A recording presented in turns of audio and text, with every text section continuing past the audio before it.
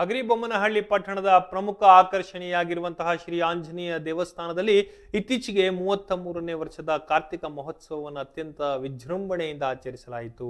ಈ ಉತ್ಸವದಲ್ಲಿ ಸಾವಿರಾರು ಭಕ್ತರು ಭಾಗವಹಿಸಿ ಆಂಜನೇಯ ಸ್ವಾಮಿಯ ಕೃಪೆಗೆ ಪಾತ್ರರಾದರು. ದೇವಸ್ಥಾನದ ಆವರಣದ ಭಕ್ತ ಸಾಗರದಿಂದ ತುಂಬಿ ಆವರಣ ಏನಿದೆಯಲ್ಲ, ದೇವಸ್ಥಾನದ ಆವರಣ ಅದು ಭಕ್ತ ಸಾಗರದಿಂದ ತುಂಬಿ ತುಳುಕ್ತಾ ಇತ್ತಂತೆ. ಕಾರ್ತಿಕ ಮಾಸದ ಅಂಗವಾಗಿ ವಿಶೇಷ ಪೂಜೆಗಳನ್ನ, ಧಾರ್ಮಿಕ ವಿಧಿವಿಧಾನಗಳನ್ನ ಮತ್ತು ಸಾಂಸ್ಕೃತಿಕ ಕಾರ್ಯಕ್ರಮಗಳು ಜರುಗಿದವು. ಭಕ್ತರು ತಮ್ಮ ಇಷ್ಟಾರ್ಥ ಸಿದ್ಧಿಗಾಗಿ ಹರಕೆಗಳನ್ನ ಸಲ್ಲಿಸಿದ್ರು ಮತ್ತು ದೇವರಿಗೆ ವಿಶೇಷ ಪೂಜೆಗಳನ್ನ ಸಲ್ಲಿಸಿದ್ರು. ದೇವಸ್ಥಾನದ ಅರ್ಚಕರು ಮತ್ತು ಸಮಿತಿಯವರು ಉತ್ಸವದ ಯಶಸ್ವಿಗೆ ಶ್ರಮಿಸಿದ್ರು. ಕಾರ್ತಿಕೋತ್ಸವದ ದಿನದಂದು ದೇವರಿಗೆ ವಿಶೇಷ ಅಲಂಕಾರ ಮಾಡಲಾಗಿತ್ತು. ನೀವು ನೋಡ್ತಾ ಇದ್ದೀರಾ ಸ್ಕ್ರೀನ್ ಮೇಲಗಡೆ. ದೇಶದ ಇರುವಂತಹ ಎಲ್ಲಾ ದೇವಸ್ಥಾನಗಳು ಒಂದು ತೂಕವಾದ್ರೆ ಈ ದೇವಸ್ಥಾನದ ಅಂದಿನ ರಂಗು, ಆ ನಂದಿಕಂಬದ ಕುಣಿತ, ಆ ಡೊಳ್ಳು ಕುಣಿತ ಬೇರೆಯದ್ದೇ ಶಕ್ತಿ ಪ್ರಸವವನ್ನ ನೀಡ್ತಾ ಇತ್ತು. ದೇವಸ್ಥಾನದ ಸುತ್ತಲೂ ದೀಪಾಲಂಕಾರ ಮಾಡಲಾಗಿತ್ತು. ಭಕ್ತರು ದೀಪಗಳನ್ನ ಬೆಳಗಿಸಿ ಸಂಭ್ರಮಿಸಿದ್ರು. ಮಹಿಳೆಯರು ದೇವಸ್ಥಾನದ ಮುಂದೆ ರಂಗೋಲಿಗಳನ್ನ ಬಿಡಿಸಿ ಉತ್ಸವಕ್ಕೆ ಮೆರುಗು ನೀಡಿದ್ರು. ದೇವಸ್ಥಾನವು ಭಕ್ತರ ಇಷ್ಟಾರ್ಥಗಳನ್ನ ಈಡೇರಿಸುವಂತಹ ಶಕ್ತಿ ಕೇಂದ್ರವಾಗಿ ಹೆಸರುವಾಸಿಯಾಗಿತ್ತು. ಇಲ್ಲಿಗೆ ಬಂದಂತಹ ಭಕ್ತರು ತಮ್ಮ ಹರಕೆಗಳನ್ನ ಸಲ್ಲಿಸುತ್ತಾರೆ. ಈ ಬಾರಿ ಸಹ ಅನೇಕ ಭಕ್ತರು ಬೆಳ್ಳಿ ಮತ್ತು ಬಂಗಾರದ ಕಾಣಿಕೆಗಳನ್ನು ಅರ್ಪಿಸುವಂತಹ ಮೂಲಕ ದೇವರಿಗೆ ತಮ್ಮ ಭಕ್ತಿಯನ್ನು ಸಮರ್ಪಿಸಿದ್ರು. ಆಂಜನೇಯ ಸ್ವಾಮಿಯ ಈ ಕಾರ್ತಿಕೋತ್ಸವವು ಭಕ್ತ ಸಮೂಹಕ್ಕೆ ಸಂತಸವನ್ನು ತಂದಿದೆ. ವಿಜಯನಗರ ಜಿಲ್ಲೆಯ ಹಗರಿಬೊಮ್ಮನಹಳ್ಳಿ ತಾಲೂಕಿನ ನೀರಾವರಿ ಇಲಾಖೆಯ ಆಂಜನೇಯ ದೇವಸ್ಥಾನದಲ್ಲಿ ಅದ್ದೂರಿಯಾಗಿ ಕಾರ್ತಿಕೋತ್ಸವ ನೆರವೇರ್ತಾ ಇದೆ. ಈಗ ನಮ್ಮ ಜೊತೆ ಈ ಕಾರ್ತಿಕೋತ್ಸವದ ಆಂಜನೇಯ ದೇವಸ್ಥಾನದ ಕಮಿಟಿಯ ಎಲ್ಲ ಸದಸ್ಯರು ಮತ್ತು ಅಧ್ಯಕ್ಷರು ನಮ್ಮ ಜೊತೆ ಇದ್ದಾರೆ. ಎಷ್ಟು ವರ್ಷಗಳಿಂದ ಈ ಆಂಜನೇಯ ದೇವಸ್ಥಾನದ ಒಂದು ಕಾರ್ತಿಕೋತ್ಸವನ ನಡೆಸ್ತಾ ಇದ್ದಾರೆ, ಯಾವ ರೀತಿ ನಡೆಸ್ತಾ ಇದ್ದಾರೆ, ಎಷ್ಟು ದಿನಗಳ ಕಾಲ ನಡೆಸ್ತಾ ಇದ್ದಾರೆ, ವಿಸ್ತಾರವಾಗಿ ಸುದ್ದಿವಾಹಿನಿ ಮುಖಾಂತರ ತೋರಿಸ್ತಾ ಹೋಗ್ತೀನಿ. ಈಗ ಇದಕ್ಕೆ ಸಂಬಂಧಪಟ್ಟಂತ ಕಮಿಟಿಯವ್ರನ್ನ ಮಾತಾಡಿಸ್ತಾ ಹೋಗ್ತೀನಿ. ಅವರ ಮಾತಾಡಿಸ್ತಾ ಹೋಗೋಣ ಬನ್ನಿ ವೀಕ್ಷಕರೇ. ಈಗ ಆಂಜನೇಯ ದೇವಸ್ಥಾನದ ಕಮಿಟಿಯ ಗೌರವ ಅಧ್ಯಕ್ಷರು ಮಾತಾಡ್ತಾರೆ. ಸರ್ ನಮಸ್ತೆ. ನಮಸ್ತೆ ಸರ್, ತಮ್ಮ ಹೆಸರು?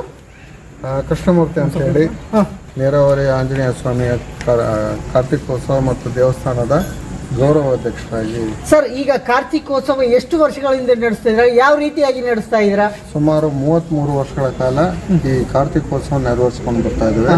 ಪ್ರಥಮವಾಗಿ ಕಾರ್ತಿಕೋತ್ಸವ ಪ್ರಾರಂಭದಲ್ಲಿ ನಮ್ಮ ಶ್ರೀಗಳಾಗಿರ್ತಕ್ಕಂಥ ಚರಂತಪ್ಪ ಸ್ವಾಮಿಗಳೇನಿದಾರಲ್ಲ ಅವ್ರ ಮುಖಾಂತರನೇ ಇದನ್ನು ಪ್ರಾರಂಭ ಮಾಡಿದ್ದು.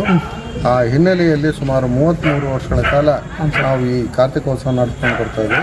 ಅದರ ದಿಸೆಯಲ್ಲಿ ನಾವು ಬರೀ ಕಾರ್ತಿಕೋತ್ಸವ ಅಲ್ಲದೆ ಸಮಾಜಕ್ಕೆ ಒಳ್ಳೆಯ ಸಂದೇಶ ನೀಡ್ತಕ್ಕಂಥ ಒಂದು ಸಾಣೆಹಳ್ಳಿ ಸಂಚಾರ ತಂಡದಿಂದ ಪ್ರತಿ ವರ್ಷವೂ ಕೂಡ ಒಂದು 3 ನಾಟಕಗಳನ್ನ ನಾವು ಪ್ರದರ್ಶನ ಮಾಡಿಸ್ತಾ ಇದ್ವಿ. ಈ ವರ್ಷ ಯಾವ್ಯಾವ ನಾಟಕಗಳನ್ನ ಆಡಿಸಿದ್ರೆ ಸರ್? ಈ ವರ್ಷ ವಿಶೇಷವಾಗಿ ಜಂಗಮದೆಡೆಗೆ ಅಂತೇಳಿ ಪ್ರಥಮ ನಾಟಕ, ಎರಡನೇದು ಕಳ್ಳರ ಸಂತೆ, ಮೂರನೇದು ಸಿದ್ದರಾಮೇಶ್ವರ ಅಂತೇಳಿ 3 ನಾಟಕಗಳನ್ನ ಪ್ರಯೋಜನ ಮಾಡಿಸಿದ್ವಿ. ಅದರಲ್ಲಿ ಮುಖ್ಯವಾಗಿ ಜಂಗಮದೆಡೆಗೆ ಬಸವಣ್ಣನವರು ಕುರಿತಾಗಿರ್ತಕ್ಕಂಥದ್ದು, ಬಿಜ್ಜಳರಾಜ ಮತ್ತು ಬಸವೇಶ್ವರ ಸಂಬಂಧಪಟ್ಟಂಥ ಒಂದು ಸಾಂದರ್ಭಿಕವಾಗಿರ್ತಕ್ಕಂಥ ನಾಟಕ. ಎರಡನೇದು ಕಳ್ಳರಸ ಅಂತೇಳಿ ಪ್ರಸ್ತುತ ದಿನಮಾನಗಳು ನಡೀತಕ್ಕಂಥ ಏನು ವೈವಿಧ್ಯಗಳು ಇರ್ತಕ್ಕಂಥ ಸರ್ಕಾರಿ ಅಧಿಕಾರಿಗಳಿರ್ಬೋದು, ಆಮೇಲೆ ನ್ಯಾಯಾಲಯ ಇರ್ಬೋದು ಮತ್ತು ಸರ್ಕಾರಿ ಅಧಿಕಾರಿಗಳಾಗಿರ್ಬೋದು, ನಂತರ ಸ್ವಾಮೀಜಿಗಳು ಯಾವ ರೀತಿಯಲ್ಲಿ ಇರ್ತಾರೆ ಅನ್ನೋದ್ರ ಬಗ್ಗೆ ಒಂದು ಸವಿಸ್ತಾರವಾಗಿ ಮನವರಿಕೆ ಮಾಡಿಕೊಡೋದ್ರ ಜೊತೆಗೆ ಮುಂದಿನ ದಿನಗಳಲ್ಲಿ ಸಾರ್ವಜನಿಕವಾಗಿ ಎಲ್ಲರೂ ಕೂಡ ಪ್ರಸ್ತುತವಾಗಿ ಚೆನ್ನಾಗಿರ್ಬೇಕು ಅನ್ನೋ ಉದ್ದೇಶ, ಒಳ್ಳೆಯ ಸಂದೇಶ ಸಾರಿರ್ತಕ್ಕಂಥ ನಾಟಕ ಕಳ್ಳರ ಸಂತೆ. ಸರ್, ಈಗ ಇನ್ನು ಎಷ್ಟು ದಿನಗಳ ಕಾಲ ಕಾರ್ತಿಕೋತ್ಸವ ನಡೆಯುತ್ತೆ? ಆಮೇಲೆ ಈ ಮುಂದೆ ಇವತ್ತಿನ ದಿನ ಯಾವ ಕಾರ್ಯಕ್ರಮ ನಡೆಯುತ್ತೆ? ನಾವು ಪ್ರಾರಂಭ ಮಾಡಿದ್ದು 23/10/2025 ಈ ವರ್ಷದಲ್ಲಿ 22 ಇವತ್ತು 11/2025 ಸುಮಾರು 31 ದಿವಸದವರೆಗೆ ಈ ಕಾರ್ತಿಕೋತ್ಸವ ನಡೆಸೋದು.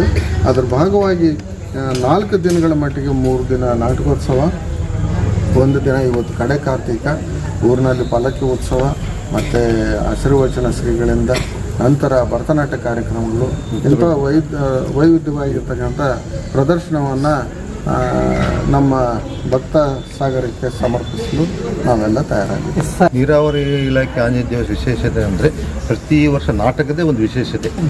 ಸತತವಾಗಿ 21 ವರ್ಷದಿಂದ ನಾವು ನಾಟಕ ಆಡಿಸ್ಕೊಂತ ಬಂದಿದ್ದೀವಿ. ಶಿವ ಸಂಚಾರ ತಂಡದಿಂದ ಪ್ರತಿ ವರ್ಷ ವಿಭಿನ್ನವಾಗಿ 3 ನಾಟಕಗಳು ಪ್ರದರ್ಶನ ಕೊಡ್ತವೆ. ಒಂದು ಸಮಾಜಕ್ಕೆ ಸಂದೇಶ ನೀಡ್ತಕ್ಕಂಥದ್ದು, ರಂಗಭೂಮಿ ಕಲೆ ಉಳಿಸ್ತಕ್ಕಂಥದ್ದು, ಸಂಗೀತ ಮತ್ತು ಸಾಧಕರಿಗೆ ಸನ್ಮಾನ ಮಾಡ್ತಕ್ಕಂಥದ್ದು, ಇವೆಲ್ಲ ಕಾರ್ಯಕ್ರಮಗಳನ್ನು ನಾವು 3 ದಿವಸದ ಮಟ್ಟಿಗೆ ನಡೆಸ್ತೀವಿ. ಕೊನೆಯ ದಿವಸ ಸ್ವಾಮಿಗಳಿಂದ ಆಶೀರ್ವಚನ ಮತ್ತು ಅನ್ನ ಸಂತರ್ಪಣೆ ಇರುತ್ತೆ. ಎಲ್ಲ ಬಂದ ಭಕ್ತಾದಿಗಳಿಗೆ ಅನ್ನ ಸಂತರ್ಪಣೆ ಸುಮಾರು 15 ಜನ ಬರ್ತಾರೆ. ಅವರಿಗೆಲ್ಲ ಅನ್ನ ಸಂತರ್ಪಣೆ ವಿಶೇಷವಾಗಿ ಪ್ರತಿ ವರ್ಷ ಒಂದು ಕಾಲೋನಿಯಲ್ಲಿ ನಮ್ಮ ಹಳೆಯವರಲ್ಲಿ ಒಂದು ವಿಶಿಷ್ಟವಾಗಿ ಆಚರಣೆ ಮಾಡ್ತೀವಿ.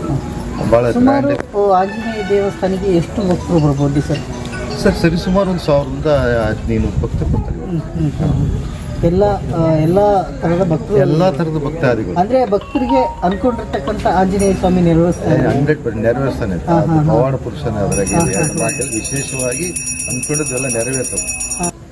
ಮೊದಲದಾಗಿ ಶ್ರೀ ನೀರಾವರಿ ಆಂಜನೇಯ ಸ್ಮರಿಸುತ್ತಾ, ಇದು ನಿರಂತರವಾಗಿ ನಮ್ಮ ಹಿರಿಯರು ಗರುಡೇಶ್ವರ ಅಂತ ಈ ಕೃಷ್ಣಮೂರ್ತಿ ಸರ್ ಹೇಳಿದಂತೆ ಸವಿಸ್ತರವಾಗಿ ಈ ಎಲ್ಲ ಹೇಳಿದ್ರು. ಯಾಕಂದರೆ ಅವರು ಹಿರಿಯರು, ನಾನು ಒಬ್ಬ ಮಾಜಿ ಸೈನಿಕ.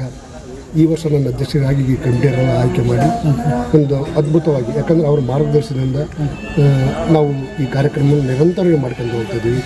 ಆ ಭಗವಂತ ಎಲ್ಲರಿಗೂ ಆಯುಷ್ಯ ಆರೋಗ್ಯ. ಇವತ್ತಿನ ಕಾರ್ಯಕ್ರಮ ಇವತ್ತು ಮಹಾಮಂಗಳಾರತಿ ಕಾರ್ಯಕ್ರಮ. ಇವತ್ತು ನಮ್ಮ ದೀಪ ಬೆಳಗಿಸುವ ಮೂಲಕ ಇವತ್ತು ಸಾರ್ ಹೇಳಿದಂಗೆ ಕೊನೆಯ ಕಾರ್ಯಕ್ರಮ ಆಗ್ತಕ್ಕಂಥದ್ದು ಇವತ್ತು ನೆರವೇರಿಸ್ತಾ ಇದ್ದೀವಿ.